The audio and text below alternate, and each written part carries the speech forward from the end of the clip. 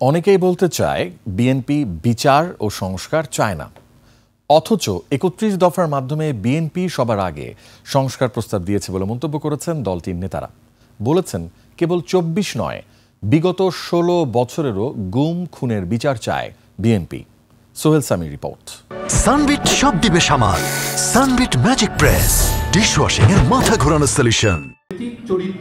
বিএনপির ভারপ্রাপ্ত চেয়ারম্যান তারেক রহমানকে নিয়ে ঢাকা ফোরাম ইনিশিয়েটিভ আয়োজিত পলিটিক্স অ্যান্ড পলিসিস বই নিয়ে বিশ্লেষণধর্মী গোলটেবিল বৈঠক।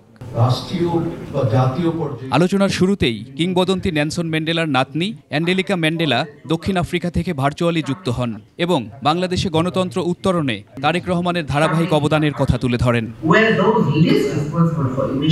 এ সময় বিএনপির স্থায়ী কমিটির জ্যেষ্ঠ সদস্য ডক্টর খন্দকার মোশাররফ হোসেন দাবি করেন, তারেক রহমান পরিবারতন্ত্রের প্রোডাক্ট নন, নিজ অবদানে সমহিমায় উদ্ভাসিত। দেশ জাতি সম্পর্কে তার যে একাগ্রতা, ভালোবাসা, দেশপ্রেম, এর কারণে এই মাটির মানুষ হিসাবে শুধু লন্ডনে থেকেও এ পর্যন্ত আমাদেরকে নেতৃত্ব দিয়েছে এই দেশের জনগণের স্বার্থে। ভারপ্রাপ্ত চেয়ারম্যান তারেক রহমানকে গণতন্ত্রের বাতিঘর আখ্যা দিয়ে দলের স্থায়ী কমিটির আরেক সদস্য আমির খসরু মাহমুদ চৌধুরী বলেন, অন্তর্ভুক্তিমূলক রাজনীতির নতুন ধারণা নিয়ে সামনে এসেছেন তিনি।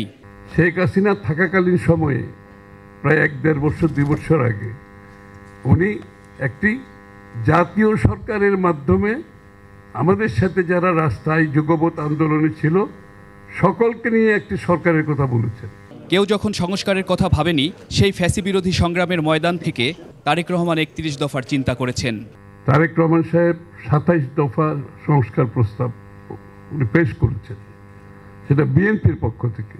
যুগপৎ আন্দোলনে গেলাম, আমাদের যুগপথে আমাদের সাথে যারা এসছেন তাদের কিছু চিন্তা ভাবনা ওনারা বলেছেন, যেটা আমরা ইনকর্পোরেট করে ৩১ দফা সংস্কার প্রস্তাব প্রস্তুত করেছি। এটা হাসিনা যাওয়ার আর ১-১.৫ বছর আগের কথা বলছি আমি। সবার আগে বাংলাদেশ ধারণার মধ্যে যেমন স্বাধীন বৈদেশিক নীতি রয়েছে, তেমনি শুধু রাজনীতি নয়, অর্থনীতিকেও গণতন্ত্রায়নের স্বপ্ন দেখাচ্ছেন তারেক রহমান।